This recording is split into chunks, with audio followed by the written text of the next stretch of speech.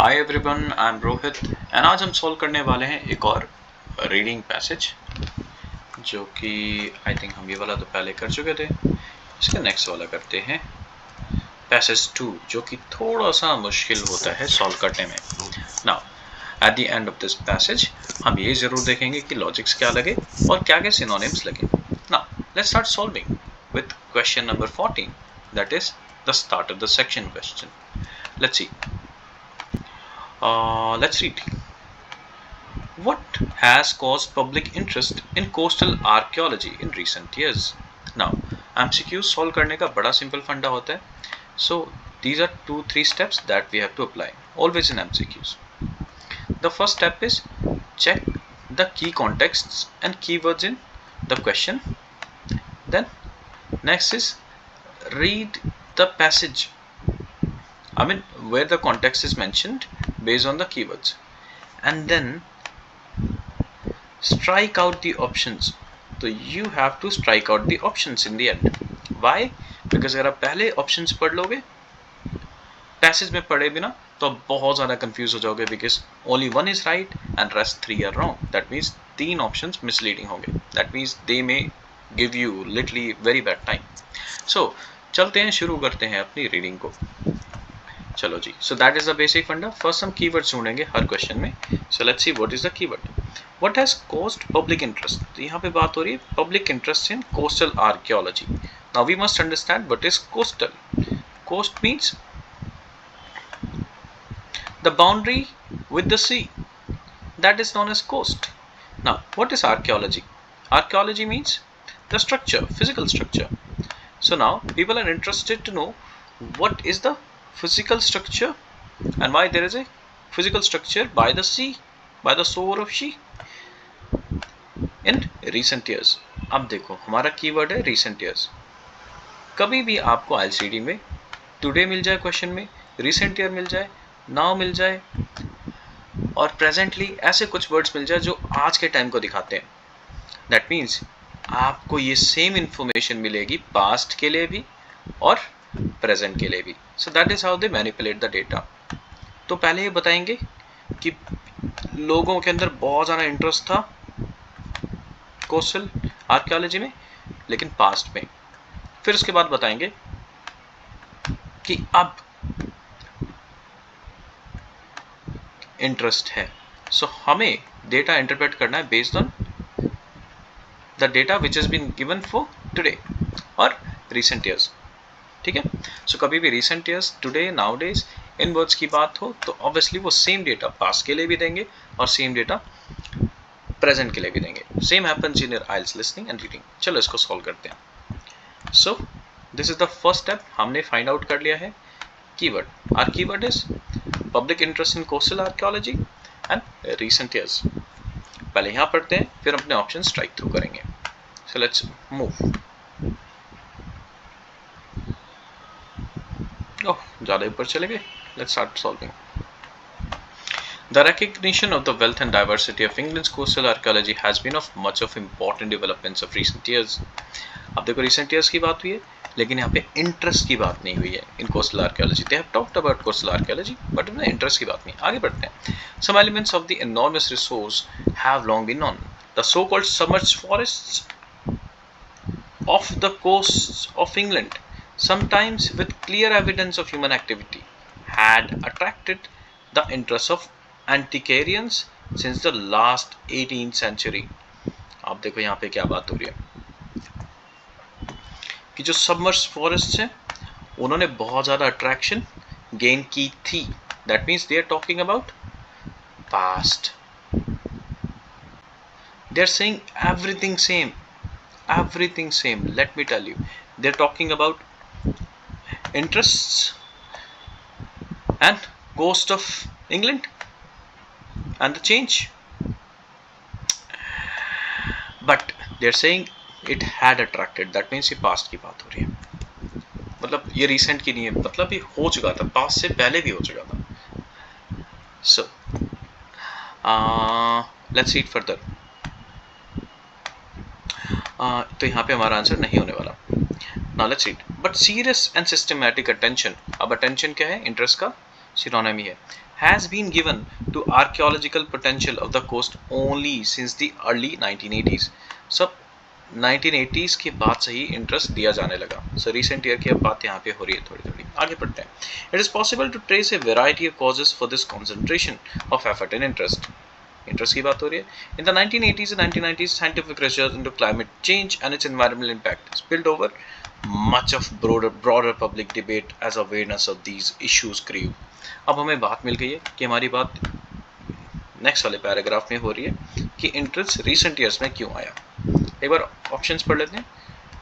एक बार कॉन्टेक्स्ट पढ़ने के बाद हमें क्वेश्चन पे दोबारा आना पड़ता है ताकि हम ये देख सकें कि हमें चाहिए क्या. What has caused public interest in coastal archaeology.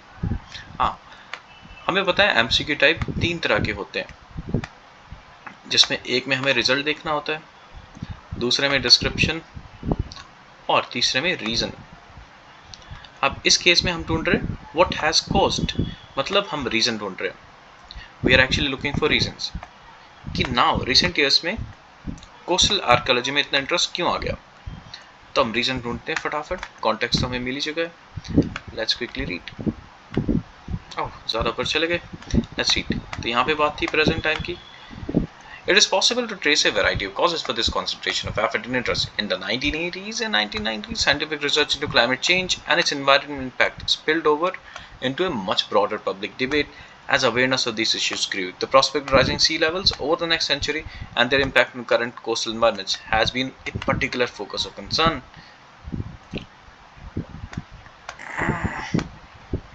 So, यहाँ पे बात हुई है कि ये कंसर्न क्यों हुआ है, एनवायरमेंटल इम्पैक्ट की वजह से. तो हमें पता लग गया रीज़न क्या है इस इशू को, कोस्टल आर्कियोलॉजी की बात को आने में. The reason is environmental concern, जो प्रेजेंट की बात है. Let's read further. At the same time archaeologist were beginning to recognize that the destruction caused by the natural process of coastal erosion and by human activity was having an increasing impact on the archaeologists of the coast. यहाँ पे same बात हो रही है. Let's read quickly. Let's read.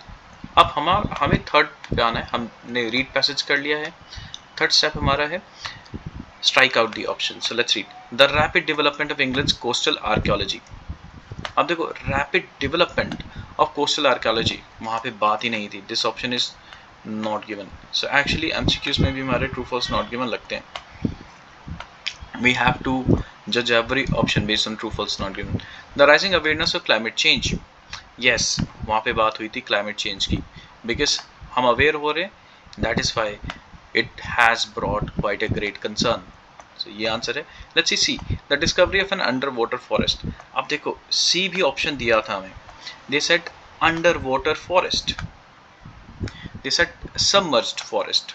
अगर हम ऊपर देखें तो वहां पे लिखा था that discovery of submerged forest had attracted. तो इसकी भी बात थी, लेकिन इसकी बात हो रही थी पास्ट में. दैट मीन्स रिसेंट ईयर में इसकी वजह से कोई भी इंटरेस्ट नहीं आया है. That means this is false right away because of time. The systematic approach conducted in coastal archaeology find there is no systematic research mentioned. किसी रिसर्च की बात ही नहीं है. That means our answer is B. Now let's move to next 15. What does the passage say about evidence of boats? अब बात हो रही है evidence of boats की. Again हमारा first step है, we are going to check the keywords. So our keyword is evidence of boats. Quickly चलते हैं और पैराग्राफ में पहले लोकेशन फाइंड करते हैं. evidence of boats की कहाँ बात हो रही है. वेरी सिंपल बात है, जहाँ बोट्स की बात होगी वहाँ पे पिकअप करेंगे. Let's skim through the things. यहाँ तक बोट की बात नहीं थी. Let's read. Boat, we are searching for boats. There is no mention of any boat. So let's see. इस पैराग्राफ में तो नहीं है. Let's read. यहाँ पे बात नहीं है बोट की.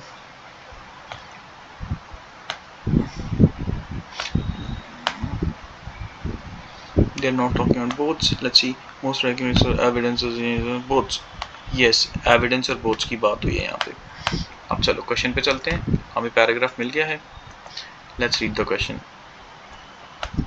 What does the passage say about the evidence of boats? अब देखते हैं क्वेश्चन हमें क्या रिक्वायर कर रहा है. question mark.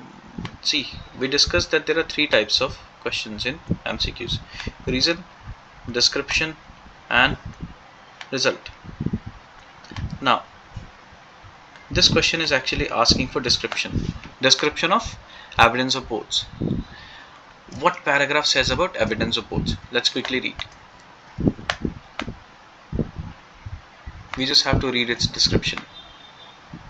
Let's see. The most striking evidence for use of the sea is in the form of boats. Yet we still have much to learn about their production and use. Most of the unknown wrecks around our coast are not unexpectedly of most medieval date and offer an unparalleled opportunity for research, which has yet been little used. The prehistoric sewn plank boats, such as those from Humber estuary and Dover, all seem to belong to the 2nd millennium BC. After this,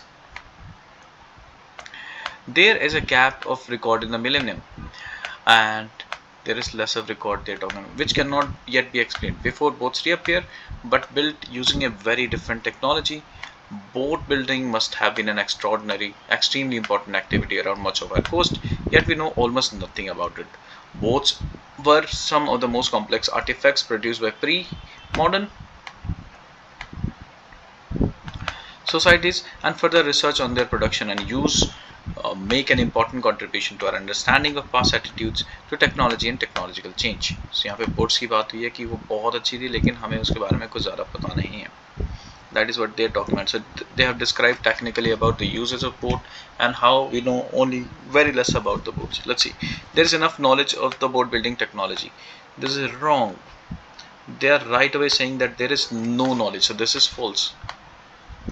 So हमारा third step आ गया है जी. Third step is crossing out the options. So let's see. Many of the boats discovered were found in harbors. Harbors की कहीं बात ही नहीं हुई है. So not going to pick up answer. The use of boats had not been recorded for 1,000 years. So yes, this answer is there, that it had not been recorded. Boats were first used for fishing. They are not talking about fishing there. Fishing की कहीं बात नहीं है description में, evidence of boats में. Let's see. अब next question देखते हैं. What can be discovered from the air? So they're talking about air. Let's say our first task is to find the key. Second step is to read the passage, and third step is to strike out options. So let's see. अभी हम बात कर रहे हैं what can be discovered from the air. तो यहाँ air की बात कर रहे हैं, हवा में से. That means they are talking about sky, आसमान से. So we have to find synonyms of sky or air. So पहले ये देखते हैं कहाँ पे बात हो रही है इस चीज की.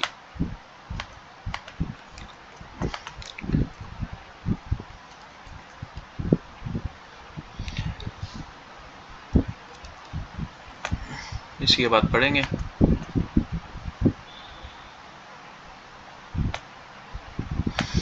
More important, air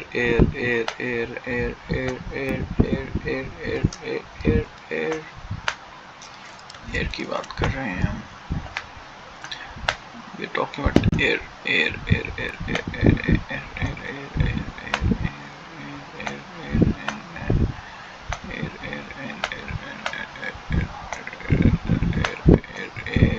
yes, air is given here.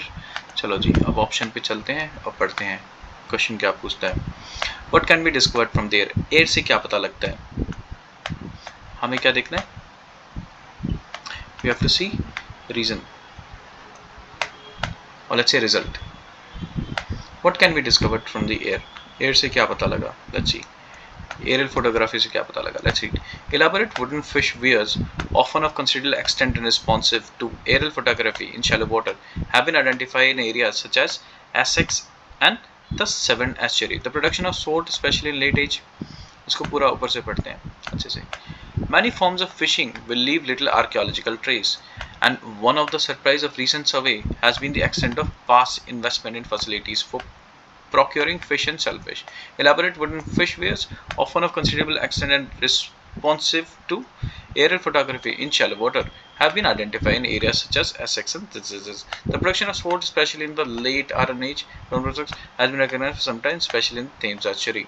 तो यहाँ पे बात कर रहे हैं प्रोडक्शन ऑफ सॉल्ट की, और यहाँ पे बात कर रहे हैं जी फिशरी की, या किस चीज़ की बात कर रहे हैं?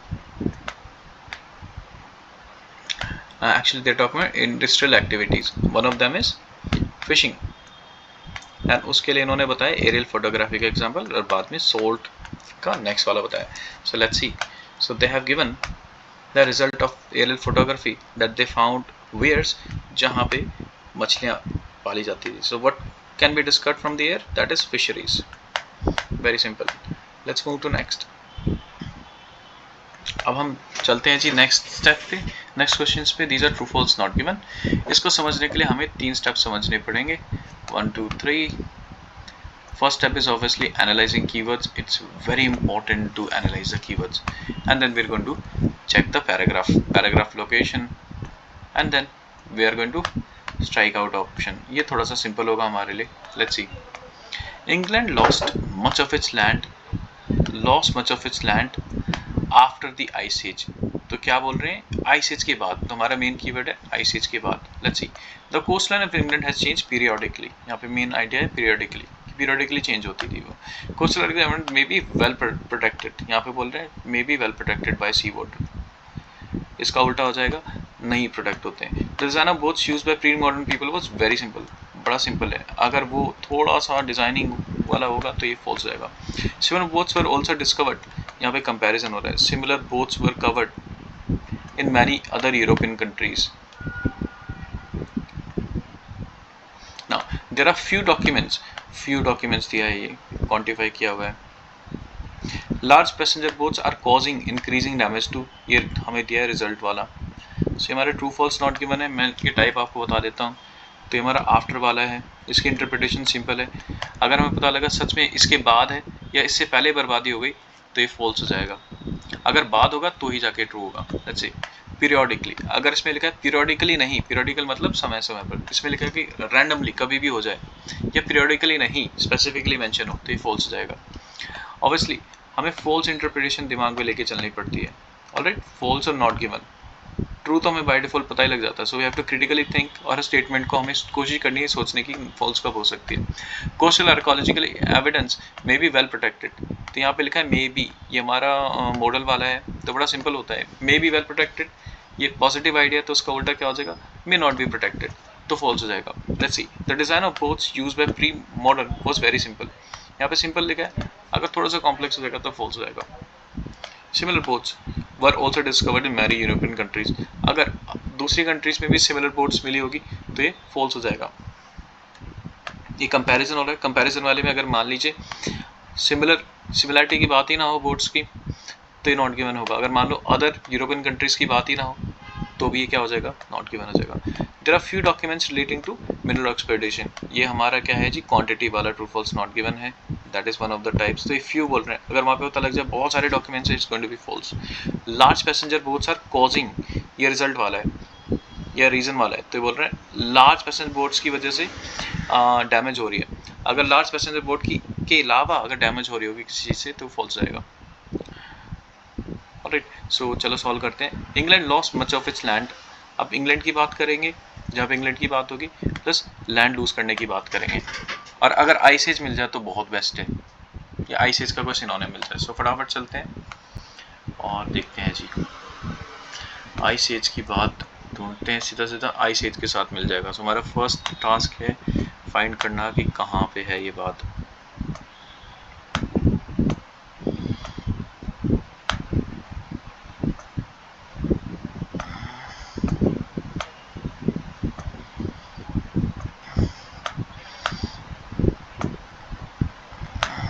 Ice Age. The dominant process of the post-glacial period. ये लिखा है देखो जी. Ice Age का सिनोनिम दिया हुआ है इन्होंने. So glacial means ice age and post means after ice age. अब क्वेश्चन पढ़ते हैं फिर से अपना. अब हमें पैराग्राफ लोकेशन मिल गई है, फटाफट अब क्वेश्चन पढ़ते हैं और अपना आंसर की इंटरप्रिटेशन निकालते हैं। England lost much of its land after ice age due to the rising sea level. So बड़ा सिंपल है, अगर इंग्लैंड ने बहुत सारा लैंड मास लूज कर दिया होगा आफ्टर आइस एज तो ये ट्रू हो जाएगा, अदरवाइज फॉल्स हो जाएगा। लेट्स सी, तो कहाँ थी बात इसकी, post glacial period, that means after ice age. The dominant process affecting the physical form of England in the post-glacial period has been the rise of altitude, sea level, same बात हुई है, the land. As the glaciers melted and land mass readjusted, the encroachment of the sea, the loss of huge areas of land now under this.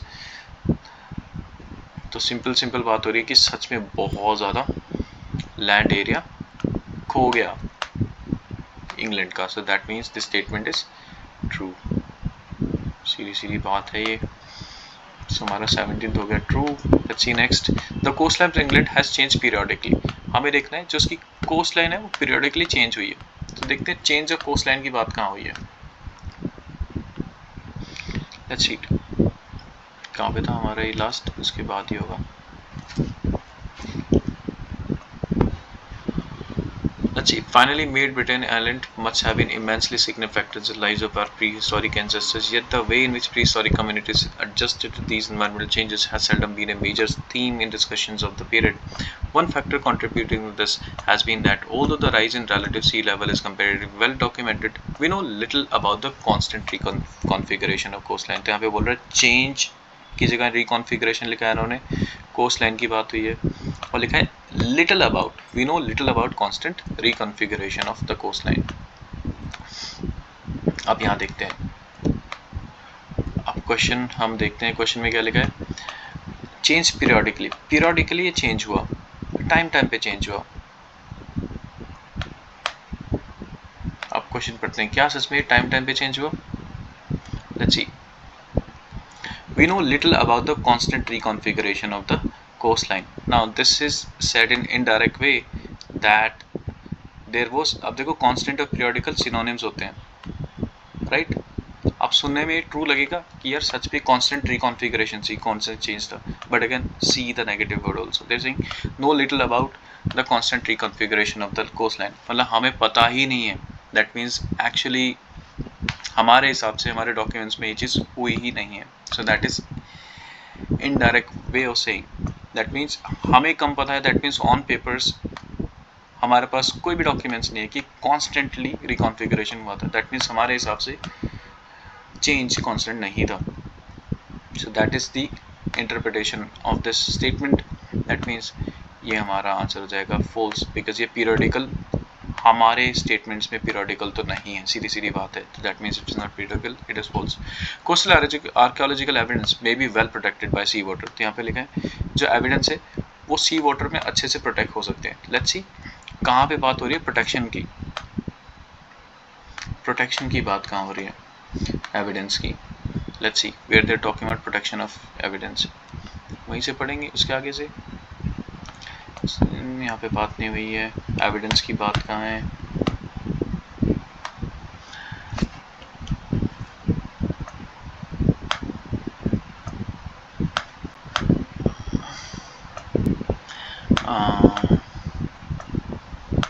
यहाँ पे किस production की बात है, evidence production, preservation, that means protection of evidence, preservation दोनों synonym होते हैं, is often excellent. Let's read. Nevertheless, its physical environment means that preservation, it's किसके लिए यूज हुआ है, देखते हैं किसके लिए हुआ है, ये हुआ है regression of coast, sea level and the regression of coast, इनके लिए इन्होंने इट्स लगाया हुआ है, that means sea level, that means preservation of is often excellent। पढ़ते हैं जी क्या है हमारा क्वेश्चन और मार्क करते हैं। So they're saying coastal archaeological evidence may be well protected by the seawater. So they're saying that the protection or preservation is excellent in the seawater. So that is what they're saying there also. So this is true statement. Let's read. Design of boats used by pre-modern people was very simple. अब हमें बात करनी है जी keyword यहाँ पे design of boats, तो boat वाली जहाँ बात थी वहाँ पे बात करेंगे और डिजाइन देखते हैं कैसा है, देखते हैं डिजाइन, और डिजाइन क्या था हमारा सिंपल, अगर सिंपल नहीं होगा तो फॉल्स हो जाएगा. Let's read where they have talked about boats.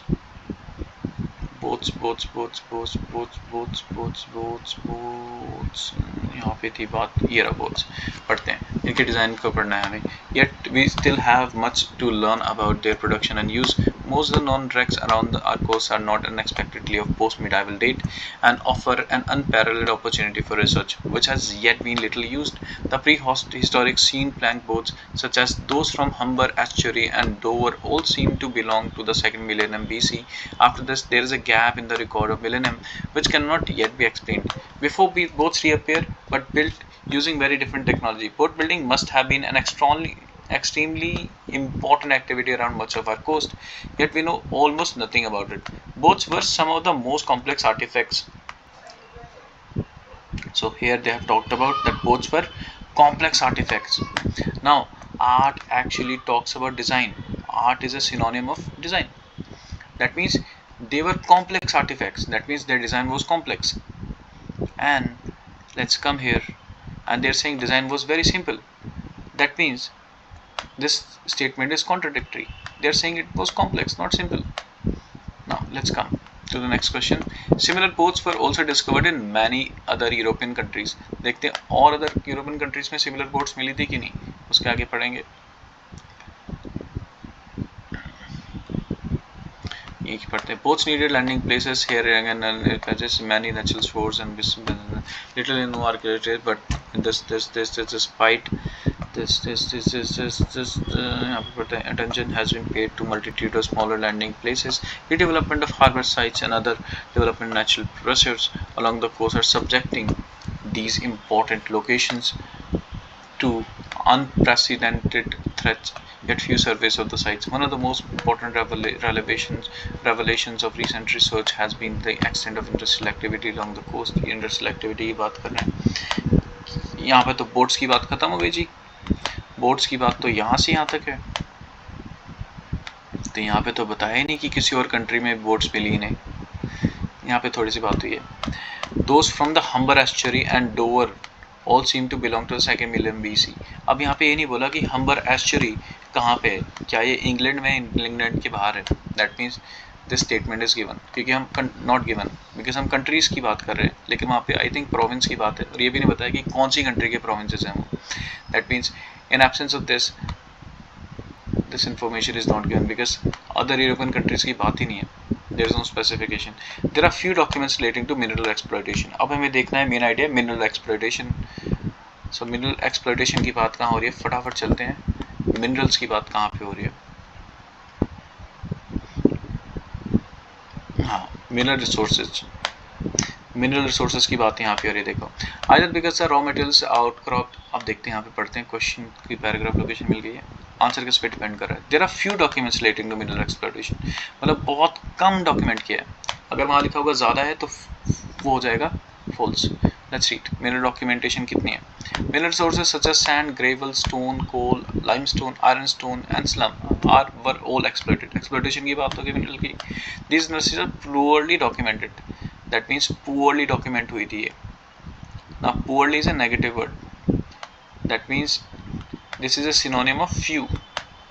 That means ये भी बोल रहा है कि कम डॉक्यूमेंटेशन हुई है, और क्वेश्चन में भी कम डॉक्यूमेंटेशन हुई है. That means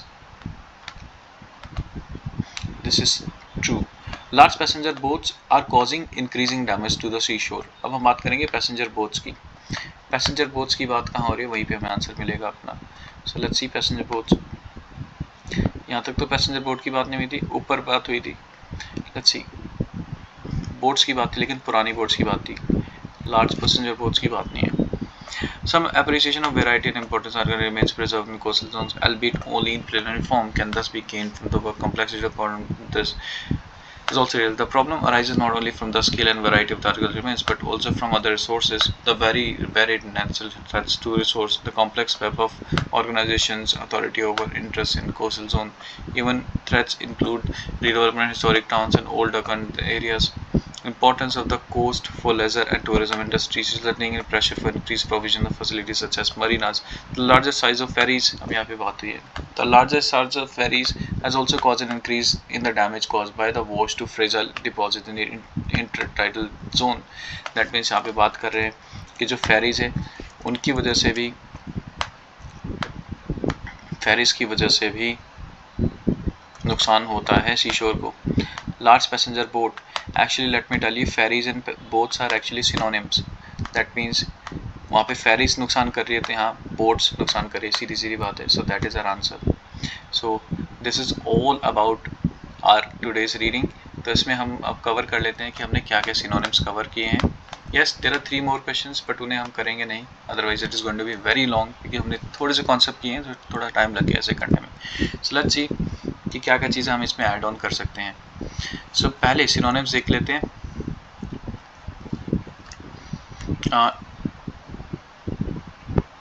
public interest. अब देखते हैं हम जो भी हमने सिनोनिम्स सीखे हैं और एंटोनिम्स जो इसमें यूज़ हुए हैं क्वेश्चंस के अंदर,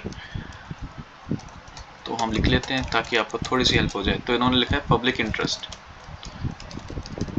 अब वहाँ पे उन्होंने लिखा है पब्लिक कंसर्न इसके लिए, बिकॉज सिनोनिम के साथ ही आंसर देते हैं, कभी डायरेक्ट आंसर नहीं देते हैं. इस चीज़ का ध्यान रखना हमेशा. इसको इधर लिख लेते हैं थोड़ा सा अच्छे से. नाउ दूसरा था हमारा rapid development the rising awareness of climate change, discovery under water for yes under water लिखा था इन्होंने. आप किसी को सिनोनिम पता होगा तो उसको लग रहा होगा कि मेरे को आंसर मिल गया, ऐसा नहीं होता है. उसके बाद भी हमें एनालाइज करना पड़ती है data. Now evidence of boats, there is not enough knowledge. Many of the boats found in harbors, use of boats recorded for thousands of years. अब देखो यहाँ पे recorded लिखा है, यहाँ पे recorded लिखा है, लेकिन वहाँ पे लिखा है documented. So हम डेटा को रिकॉर्ड भी कर सकते हैं और डॉक्यूमेंट भी कर सकते हैं. तो इस चीज़ का ध्यान देना है हमें. डेटा को रिकॉर्ड और डॉक्यूमेंट किया जाता है, तो ये क्या है, सिनोनिम्स है. इस चीज़ का ध्यान देना है. फोर्थ देखते हैं जी. फोर्थ किस चीज़ की बात हुई थी. What can be discovered from the sky? Yes, fishing, fish industry. So fishing industry is synonym to fishery. ये तो कोई भी पता लगा देता, but again I'm just saying ताकि आपको दिक्कत ना हो. Yes, my spelling is wrong. Fisheries लिखते हैं हमेशा. Okay. अब और ऑप्शंस और सिनोनिम्स देख लेते हैं जो उसमें हमने यूज़ किए हैं. First let's see ice age की जगह उन्होंने लिखा है जी आइस एज, उन्होंने बोला है जी ग्लेशियल पीरियड. तो याद रखना ग्लेशियल एंड आइस दोनों सेम होते हैं. ये गलत हो गई spelling. Now let's see sixth हमारा क्या है जी, ग्लेशियल पीरियड हो गया. कोस्टल आर्टिकल में बी वेल प्रोटेक्टेड. अब प्रोटेक्शन की जगह उन्होंने लिखा है प्रेजर्वेशन, तो इस चीज़ का ध्यान देना हमेशा. इसमें लिखा है प्रेजर्वेशन. किसी भी फॉर्म में वर्ड्स दे सकते हैं, ज़रूरी नहीं है कि अगर यहाँ वर्ब है तो वहाँ भी वर्ब ही होगी. It can be in any form. Context match होना चाहिए बस आपका. नेक्स्ट में बात हुई थी डिज़ाइन की जगह आर्टिफैक्ट्स लिख दिया उन्होंने, right. So that is how they are manipulating. तो इन चीज़ों का आपका ध्यान देना है. डिज़ाइन की जगह उन्होंने सीधा आर्टिफैक्ट लिख दिया. अब कोई भी कॉमन पर्सन ये पकड़ नहीं पाएगा, बट अगेन हमें इसी चीज़ की आदत बिल्ड करनी है. अब देखो यहाँ पे मैं थोड़ा सा एंटोनिम भी लिख ही देता हूँ. एंटोनिम बाद में लिखूँगा, पहले सिनोनिम कर लेता हूँ. Few documents. अब उन्होंने बोलता फ्यू. अब 8 का भी लिख देते हैं. 8 में उन्होंने लिखा few I am not writing question numbers, I am just writing कि हाँ ये नंबर थे. फ्यू डॉक्यूमेंट्स था, तो फ्यू डॉक्यूमेंट्स को उन्होंने लिखा था पुअरली डॉक्यूमेंटेड. दोनों नेगेटिव आइडियाज आप ऐसे भी मैच कर सकते हो. For which we are going to have one sentence equivalence class, जिससे आपको थोड़ा सा और ज़्यादा क्लैरिटी मिल जाएगी इन सब चीज़ों के ऊपर. 9 देखते हैं और क्या सिनोनिम थे इसके अंदर. इसको नीचे ही कर देते हैं ना, सबके लिए बेस्ट रहेगा. यहाँ पे थोड़ी मार्किंग से दिक्कत होगी.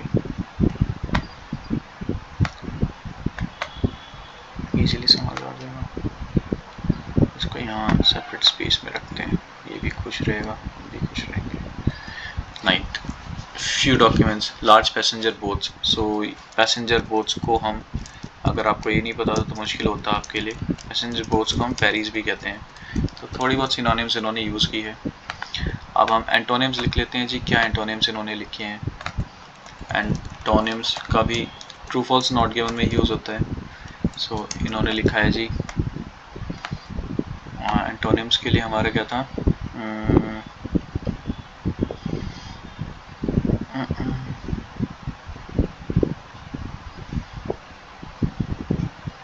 हाँ तो लिख लेते हैं सिंपल, और वहाँ पे लिखा था कॉम्प्लेक्स, तो ये सीधा सीधा मिल गया हमें। इसके अलावा तो आई थिंक और कोई एंटोनिम लिखा था कि नहीं,